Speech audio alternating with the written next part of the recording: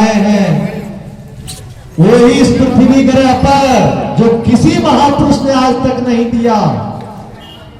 मानव सभ्यता के सुदूर इतिहास, हजारों हजारों साल के इतिहास में जब हम प्रवेश करते हैं, उसकी गहन चिंतन मनन करते हैं, मंथन करते हैं, तो पता चलता है कि साधना की पद्धति, आध्यात्मिक दृष्टिकोण, वैश्विक दृष्टिकोण तो सबों ने दिया है, सामाजिक दृष्टिकोण का भाव भी दिया है। वसुधैव कुटुंबकम की बात भी वेद में, उपनिषद में आई है, कही गई है, लेकिन इसकी सही में व्यवहारिक रूप से कैसे रूपांतरण होगा, उसकी व्यवहारिक पद्धति क्या है, तो परमार्थ का विज्ञान तो सभी ने दिया, लेकिन अर्थशास्त्र किसी ने नहीं दिया। और जो कोई अर्थशास्त्र दिया तो स्वार्थ शास्त्र दिया। पूंजीवाद की जो व्यवस्था दी गई, साम्यवाद की जो व्यवस्था दी गई, ये सब स्वार्थ अर्थशास्त्र है, स्वार्थ पर आधारित है, हर मनुष्य को स्वार्थी बनाता है। लेकिन भगवान आनंद मूर्ति जी जो तीसरे तारे ब्रह्म आए हैं, अंतिम तारे ब्रह्म आए हैं, पृथ्वी ग्रह पर और कोई तारे ब्रह्म नहीं आए हैं, क्योंकि इन्होंने स्थायी समाधान दिया है। एक ऐसा परमार्थ शास्त्र दिया जो अर्थशास्त्र नहीं है, वो परमार्थ शास्त्र है। और ये परमार्थ शास्त्र जो है सबको आर्थिक रूप से समृद्धि दे देगा, कोई निर्धन और गरीब नहीं रह जाएगा। भूखे भजन न हो ही गोपाला, ले लो अपनी कंठी माला।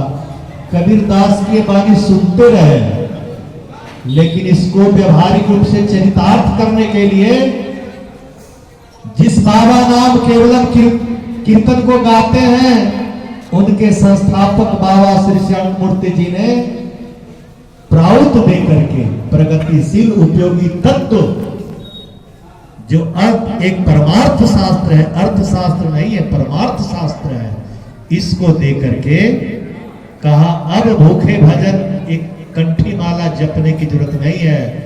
इतनी समृद्धि रहेगी कि किसी को कोई आर्थिक दारिद्र्य से का भोग, दरिद्रता एक अभिशाप है, इसका भोग किसी को नहीं करना पड़ेगा, क्योंकि उनकी वरदहस्त सबके साथ है।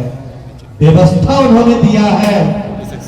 उन्होंने कहा कि पृथ्वी पर एक बहुत बड़ी प्राकृतिक विपदा आएगी, और प्राकृतिक विपदाओं के द्वारा सामूहिक बुद्धि, सामूहिक अहंकार चूर्ण विचूर्ण होगा।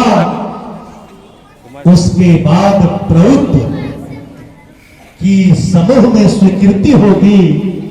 जन समूह पृथ्वी ग्रह के वासी प्राकृतिक विपदाओं की चपेट में आकर के भूकंप से त्राहिमाम होकर के करुणा से भी, और जो जनसंख्या रह जाएगी वो आनंद मूर्ति के द्वारा दिया हुआ प्रवृत्ति को स्वीकार करेगा, उसके नेतृत्व को स्वीकार करेगा, और साधना की शक्ति से, नैतिकता की शक्ति से, सेवा भाव से, खिदमत के भाव से, परमार्थ के भाव से, कल्याण के भाव से जीने वाला वह परम आध्यात्मिक नैतिकवान, सहज नैतिकवान, जिसको सविप्र कहते हैं, सविप्रों का नेतृत्व इस धरती पर आएगा। और उस नेतृत्व में हर मनुष्य सिद्ध पुरुष बनने लग जाएंगे, सबके पास आध्यात्मिक सिद्धि लबालब रहेगी, किसी के पास कोई वासना नहीं रह जाएगा। ऐसा मानव समाज बनेगा, बनकर रहेगा। यही पैगाम है, यही संदेश है। इसलिए सिद्धांत से पैगाम कार्यान्वित, रूपांतरित, इसका रूपायन नहीं हो सकता। इसलिए हे नर नारियों, हे भक्त मातृ स्त्री शक्ति और पुरुष शक्ति, दैविक शक्ति, दिव्य शक्ति, सबको जगना होगा।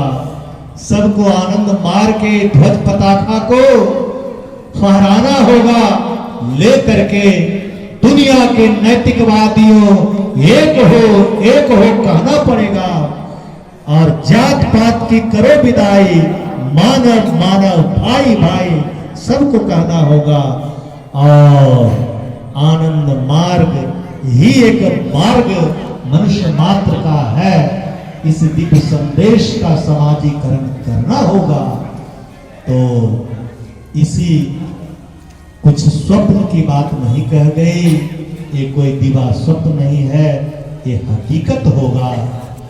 आप रहे या न रहे, लेकिन आपकी खुशबू जो आप मानवता के लिए कुछ कर पाएंगे, वो अवश्य सबको जागृत करती रहेगी, सुगंधित करती रहेगी।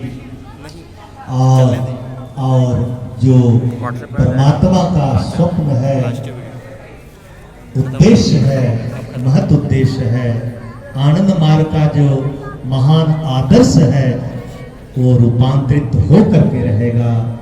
और आनंद मार्ग आर्थिक प्रजातंत्र और आध्यात्मिक प्रजातंत्र ला करके इस धरती पर सतयुग लाने जा रहा है। अब और अधिक कलयुग और कोई और युग इस पृथ्वी ग्रह पर नहीं रहेगा, एकमात्र सतयुग रहेगा। ये सब कुछ संभव है। इसलिए